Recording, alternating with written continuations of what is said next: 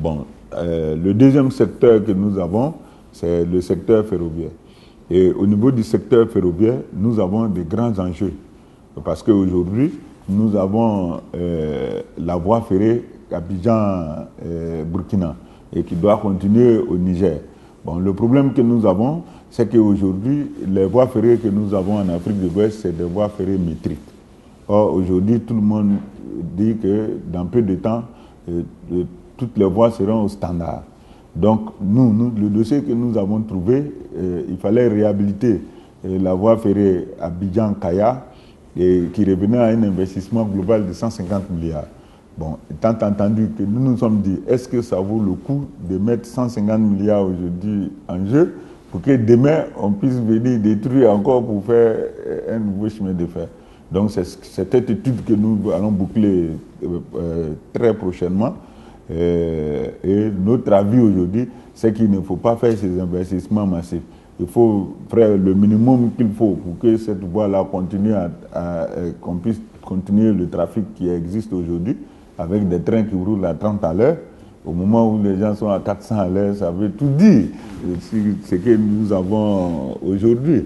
Donc, nous prévoyons de faire une nouvelle ligne qu'on va mettre uniquement qu'on va mettre au standard et qui va très vite relier Abidjan-Niamey. Bon, indépendamment de ça, nous allons avoir une deuxième ligne de chemin de fer importante qui va partir de San Pedro jusqu'à la frontière du Mali. Bon, et donc jusqu'à Sikasso au Mali. Et puis on va faire une interconnexion de la voie Abidjan-Niger avec Sikasso, de telle sorte qu'on puisse permettre aux Maliens, aux Burkinabés, aux Nigériens de faire un choix entre le port de San Pedro et le port d'Abidjan. Bon, aujourd'hui, le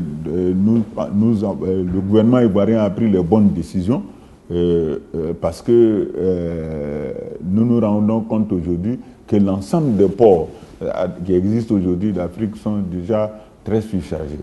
Que ce soit Abidjan, que ce soit Lomé, Cotonou, Tema, tous ces ports-là aujourd'hui sont complètement débordés. Il n'y a que le port de San Pedro aujourd'hui qui tourne nettement en dessous de sa capacité. Bon, 1 million de tonnes pour un port qui peut faire 20 millions de tonnes.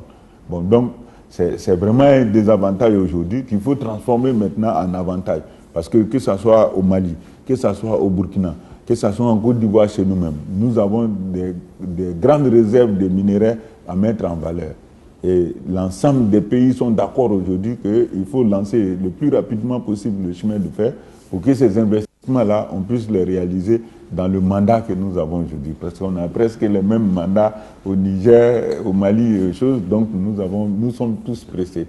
Donc pour nous, c'est des projets sur lesquels nous allons avancer rapidement, d'autant plus que nous savons ce qu'il faut faire et qu'aujourd'hui les bailleurs de fonds sont intéressés, tout le monde est intéressé. Toutes les conditions sont remplies pour que vraiment on puisse faire ces grands investissements. Et pour la Côte d'Ivoire, c'est d'autant plus important que ce chemin de fer-là va permettre la rentabilité du barrage de Soubré que nous allons faire avec un investissement global de 300 milliards de francs CFA et qui va permettre d'améliorer la capacité d'approvisionnement en électricité et même de faire l'exportation de l'électricité vers les pays voisins comme le Libéria et la Guinée.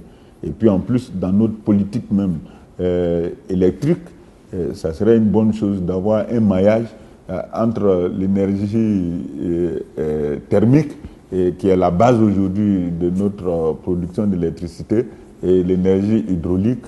Et bon, aujourd'hui, c'est pareil, le Niger, tout le monde attend pour que effectivement les choses puissent bien se passer. Et c'est là que nous attendons aussi le secteur privé, parce que tous ces projets-là sont prévus chez nous, en ce qui nous concerne, en partenariat secteur privé, secteur public.